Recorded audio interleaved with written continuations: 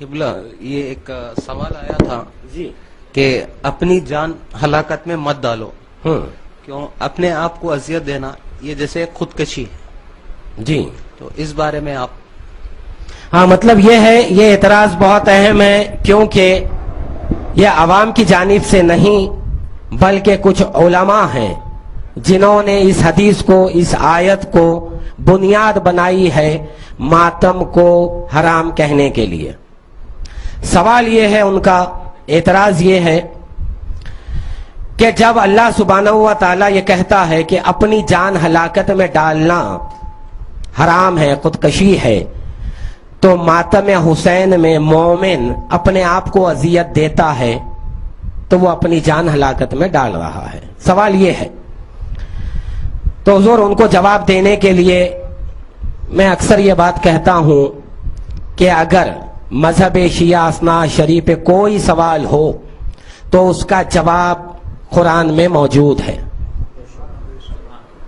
بس نظر چاہیے، محبت اہل بیت جس کے دل میں ہے اس کو یہ قرآن روشنی دیتا ہے۔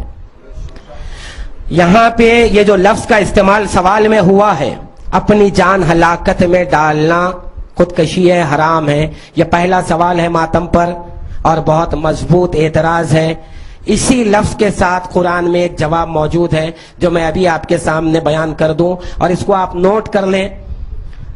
سورہ یوسف 12واں سورہ قرآن حکیم کا، آیت نشان 85۔ میں مولانا عرفان صاحب سے گزارش کروں گا کہ یہ آیت کو ذرا قرات میں پڑھ کے آپ جو ترجمہ انہوں نے کیا وہ بھی بیان کر دیں، اور اس سے جو نتیجہ نکلتا ہے میں وہ ابھی بیان کر دوں گا۔ اعوذ باللہ من الشیطان الرجیم، بسم اللہ الرحمن الرحیم۔ قالوا تاللہ تفتأ تذکر یوسف حتی تکون حرزا او تکون من الہالکین۔ صلوات اللہم صلی علیہ۔ عرفان صاحب، اب آپ حضرات کو یہ بتا دوں کہ یہ آیت کا پہلے پس منظر سن لیں آپ۔ یعقوب علیہ السلام کو نبوت مل چکی، نبی ہیں، اور آپ اپنے بیٹے یوسف کے غم میں، جدائی میں، موت پر نہیں بلکہ جدا ہو گئے تھے، یوسف کھو گئے تھے، گم ہو گئے تھے، یہ واقعہ اللہ بیان کر رہا ہے۔ اور یعقوب علیہ السلام گریہ کر رہے تھے، بیٹے ان سے کہہ رہے ہیں کہ بابا آپ اتنا گریہ کرتے ہیں اور یوسف کی یاد مناتے ہیں، یوسف کا ذکر کرتے ہیں، آپ بیمار پڑ جائیں گے، او تکونا من الحالکین، آپ ہلاک ہونے والوں میں شامل ہو جائیں گے، یعنی آپ ہلاک ہو جائیں گے۔ اس سے کیا نتیجہ نکلا وہ بتا دوں آپ کو کہ یہ جو یعقوب علیہ السلام کا عمل ہے، رونا کس کی یاد میں؟ شہید کی نہیں بلکہ اس کی کہ جو زندہ ہے، اس کے فراق میں رو رہے ہیں، اور اتنا روتے ہیں کہ اب دیکھنے والی نگاہ یہ کہتی ہے ان سے کہ آپ بیمار پڑ جائیں گے، ہلاک ہو جائیں گے۔ تو قرآن میں جو ذکر آیا ہے وہ یہ ہے کہ یعقوب تو پیغمبر ہیں، جو لوگ یہ کہتے ہیں کہ ہلاک ہو جائیں گے وہ باطل پرست ہیں۔ تو آج اگر ہمارے ماتم کو دیکھ کر کوئی یہ کہتا ہے کہ آپ ہلاک ہو جائیں گے تو از روئے قرآن یہ قول باطل کا ہوگا، کیونکہ کل بھی باطل یعقوب سے کہہ رہا تھا کہ آپ ہلاک ہو جائیں گے۔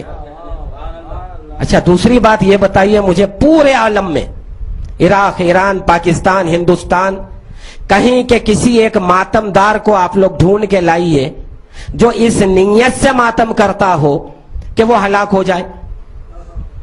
اس کا ارادہ ہلاک ہونے کا نہیں ہوتا بلکہ وہ نظر پیش کر رہا ہے۔ ابھی شہادت تو اس وقت پیش کرے گا جب حاضر امام آ جائیں گے۔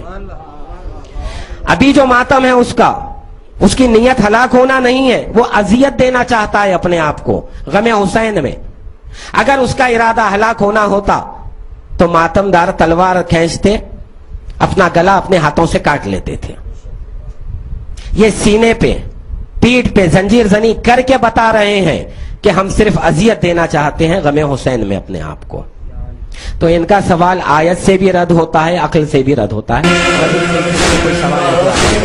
محرم منتظر ہے ماتمی، منتظر ہے ماتمی، تو ابھی آیا نہیں ہے تیز زنجیروں کی بات، خون کے پرسے کی خاطر دل بہت ہے بے قرار، تیری آمد کے لیے، تیری آمد کے لیے تے ہے سب نادے علی، منتظر ہے ماتمی، ماتم محرم منتظر ہے ماتمی،